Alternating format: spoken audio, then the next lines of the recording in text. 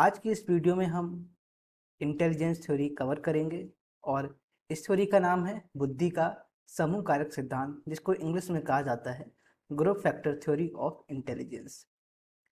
Teaching के जो exam होते हैं उन एग्ज़ाम में जो इंटेलिजेंस का जो टॉपिक है उससे क्वेश्चंस बनने की संभावना हमेशा रहती है और क्वेश्चंस आते हैं। तो इस दृष्टि से देखा जाए तो ये टॉपिक इम्पोर्टेंट हो जाता है और इस टॉपिक को आज हम कवर करेंगे। तो स्टार्ट करते हैं। बुद्धि का समूह कारक सिद्धांत, group factor theory of intelligence. इसके प्रतिपादक कौन थे, इसको किसने दिया था? तो वो हैं लुईस थर्स्टन। हमें इसका नाम याद रखना है कि कौन सी थ्योरी, थ्योरी का क्या नाम था और उसको किसने दिया था। तो यहाँ पर बात होगी लुईस थर्स्टन की। लुईस थर्स्टन ने बुद्धि का जो बहुकारक सिद्धांत है इसको दिया था।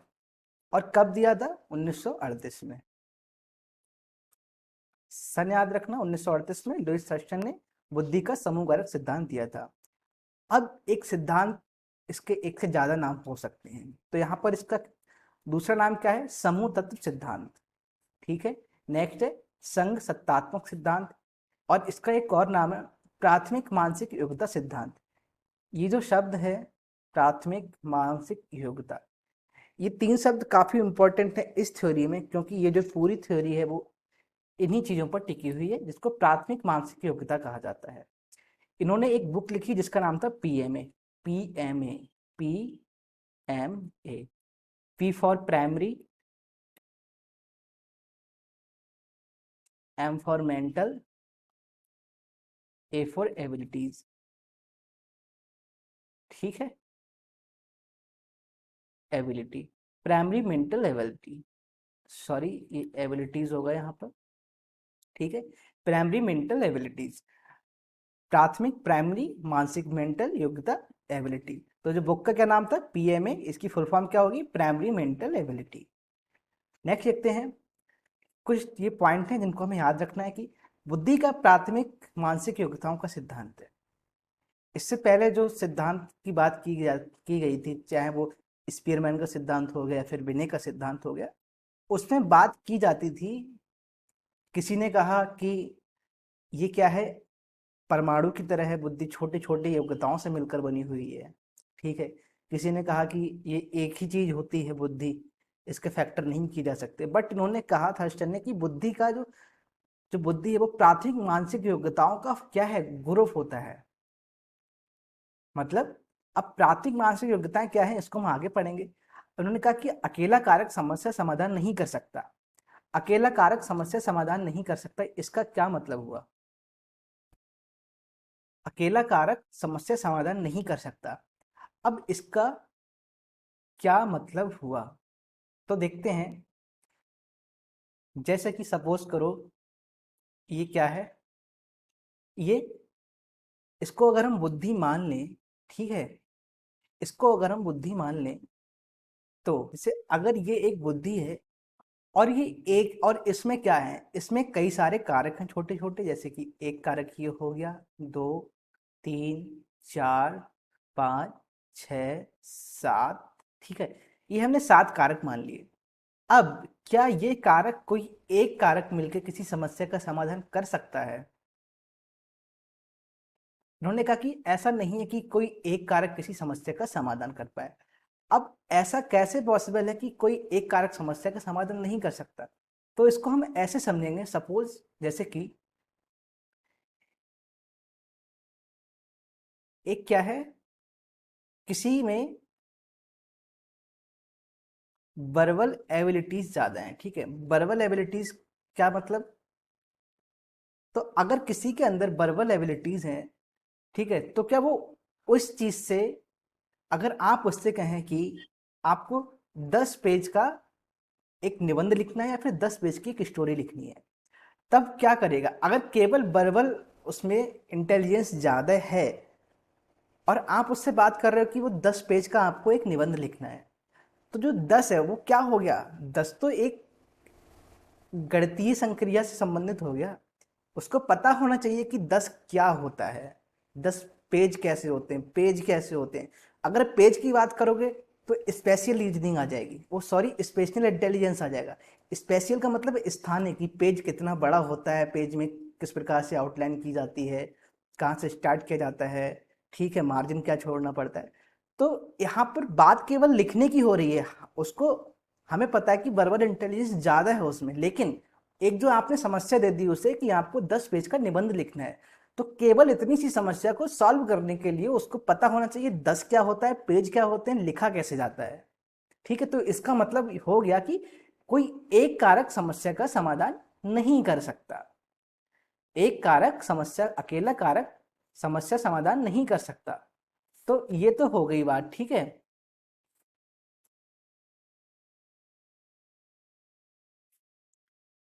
अब नेक्स्ट है, समस्या समाधान के लिए सभी क्षमताओं या कारकों का होना आवश्यक है।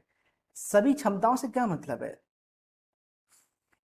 जैसे कि अगर ये इंटेलिजेंस है और ये क्या है, जैसे ये आपकी वर्बल इंटेलिजेंस हो गया और ये आपका मैथमेटिकल हो गया, ये हो गया स्पेशियल हो गया, ठीक है, और ये आर, ठीक है, इसको रिमेम्बरिंग मान लिया, स्मृति से इसको मान लिया। तो अभी हम जो क्वेश्चन है वही रखते हैं कि आपको 10 पेज का निबंध लिखना है, 10 पेज का निबंध लिखना है, ठीक है।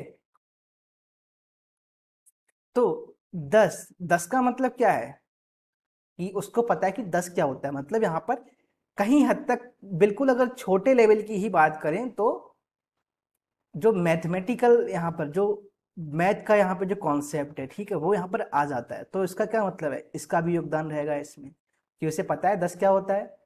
अब पेज की बात करेंगे। अब अगर हम पेज की बात करते हैं तो पेज कैसा होता है, पेज इस तरह का पेज होता है, ठीक है।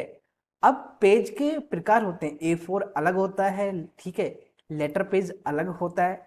तो अब जब हम निबंध लिखते हैं यहाँ पर कुछ भी एक पेपर पर लिखते हैं तो एक यहाँ पर लाइन कर लेते हैं, एक लाइन इमेजिनरी लाइन भी कर लेते हैं और कभी कभी स्केल से कर लेते हैं, जिसको हाशिया या फिर मार्जिन कहा जाता है। अब अगर आपने अगर उसके अंदर स्पेशल इंटेलिजेंस नहीं है, ठीक है, तो ये चीज नहीं आएगी कि मुझे पेज को कैसे डिवाइड करना है, कौन सी हेडिंग कहाँ पे रखनी है, ठीक है, एक लाइन में कितने शब्द लिखने हैं, एक पैराग्राफ को कितना बड़ा रखना है, कैसे मुझे लिखना है। तो कहीं ना कहीं स्पेशल इंटेलिजेंस का भी योगदान है। नेक्स्ट आता है वर्बल। वर्बल आप उसको बता रहे हो, अभी आप उसको बता रहे हो, तो क्या है, अब उसको भी तो समझना पड़ेगा। अब आप में बात हो रही है कि आपने कहा कि 10 पेज का निबंध लिखना है, अब वो आपसे पूछेगा कि टॉपिक बताइए, तो उसने मालूम किया आपसे, तो यहाँ पे वर्बल क्या हुआ, वर्बल इंटेलिजेंस का कहीं ना कहीं योगदान है जरूर यहाँ पर। नेक्स्ट बचता है रिमेम्बरिंग। रिमेम्बरिंग का मतलब आपने उससे कह दिया कि छोटा सा एग्जाम्पल ले देते कि आपको काउ, गाय पर निबंध लिखना है, तो उसे गाय के बारे में कुछ चीजें तो पता होंगी, मतलब रिमेम्बरिंग करेगा, वो याद करेगा कि गाय के 4 पैर होते हैं, ऐसा रंग होता है, ये काम होते हैं। तो हम क्या देख रहे हैं यहाँ पर, ये केवल एग्जाम्पल है कि हमने 4 चीज ली, बल्कि ज्यादा कारकों का योगदान होता है। तो यहाँ पर जो एग्जाम्पल है, हमने समझा कि एक प्रॉब्लम को सॉल्व करने के लिए, प्रॉब्लम क्या है, 10 पेज का निबंध लिखना, तो उस प्रॉब्लम को सॉल्व करने के लिए एक से ज्यादा कारकों की आवश्यकता होती है। अब उन कारक को क्या कहा जाता है, उनको कहा जाता है प्राइमरी मेंटल एबिलिटी, मतलब उसको कहा जाता है PMA, प्राइमरी मेंटल एबिलिटी। अब हम आगे बात करेंगे कि जो थर्स्टन ने प्राइमरी मेंटल एबिलिटीज बताई, वो 7 बताई थी, याद रखना, जो थर्स्टन ने बताई थी वो 7 बताई थी। इसके बाद बाकी जो वैज्ञानिक आए उन्होंने इसमें संशोधन किया, लेकिन हमें याद रखना है कि लुइस थर्स्टन ने ग्रुप फैक्टर थ्योरी के अंदर प्राथमिक मानसिक योग्यताएं, मतलब कि प्राइमरी मेंटल एबिलिटी कितनी बताई, 7 बताई, इसको याद रखना है। अब कौन सी है, पहली है भाषाई वर्बल एबिलिटी, नेक्स्ट है शाब्दिक प्रवाह, जिसको वर्ड फ्लुएंसी एबिलिटी कहा जाता है। वर्बल एबिलिटी का मतलब है हाउ टू टॉक, ठीक है, इसको ऐसे कहा जा सकता है कि how to talk, how to say, how to call. शाब्दिक प्रवाह word fluency ability, word fluency ability का क्या मतलब हुआ कि आप किस तरह से आप बात कर रहे हैं या फिर किस तरह से आप लिख रहे हैं, जैसे कि आपने सोचा, अगर मैंने आपसे क्वेश्चन किया कि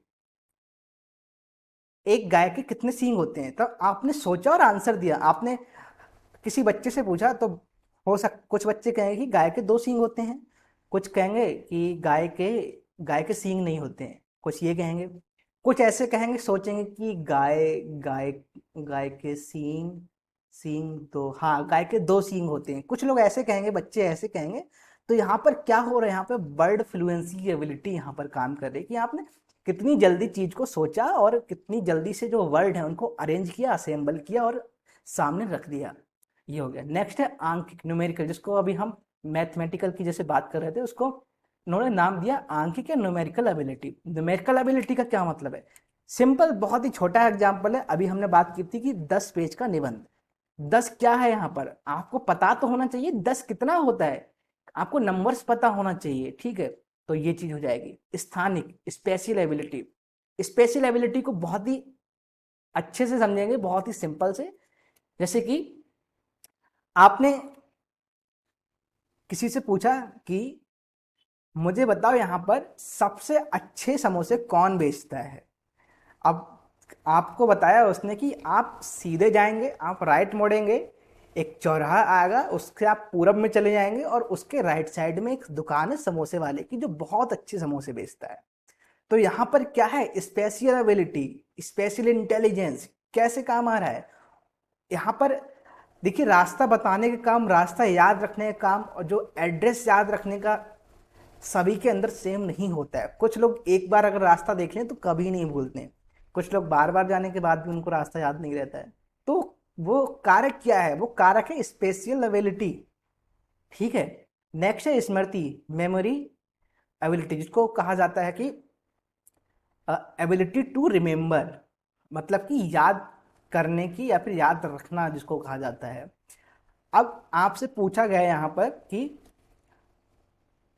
जैसे आपने बच्चे से पूछा कि गाय के कितने सींग होते हैं, तो अब बच्चे को क्या है पता है, उसने याद, उसने सोचा, रिमेम्बर किया, रिकॉल किया, तब उसने बता दिया।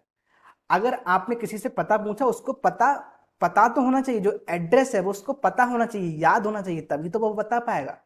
तो वो क्या चीज काम कर रही है उसके अंदर, स्मृति या फिर मेमोरी एबिलिटी काम कर रही है। नेक्स्ट है तार्किक योग्यता, रीजनिंग एबिलिटी।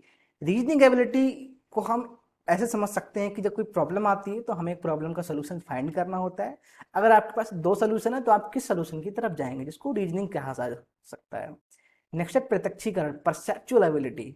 अब ये जो 7 एबिलिटी हैं ये बताई थी थर्स्टन ने, जिनको पीएमए या फिर प्राइमरी मेंटल एबिलिटीज कहा जाता है। ये हमें याद रखनी है, फिर से एक बार देख लेते हैं। Verbal ability, word fluency ability, numerical ability, spatial ability, memory ability, reasoning ability, perceptual ability, ये 7 बताई थी थर्स्टन ने। अब इसके बाद इसको देख लेते हैं। ये जो 7 हैं इनमें से एक एक वर्ड ले लेंगे। वी से ले लिया, डब्ल्यू ले लिया शाब्दिक परिभाष है, आंकिक, N for numerical, S for spatial, M for memory, R for reasoning, P for perceptual. ये कारक का हमने एक एक क्या किया, लेटर ले लिया। अब देखो बुद्धि, इन्होंने एक फॉर्मूला, अगर हम देखें कि बुद्धि का जो कारक होते हैं किस प्रकार कारक मिलके एक बुद्धि बनाते हैं, तो देखो जो बुद्धि है, बी फॉर क्या हो गया, वर्बल एबिलिटी, डब्ल्यू फॉर क्या हो गया, वर्ड फ्लुएंसी एबिलिटी,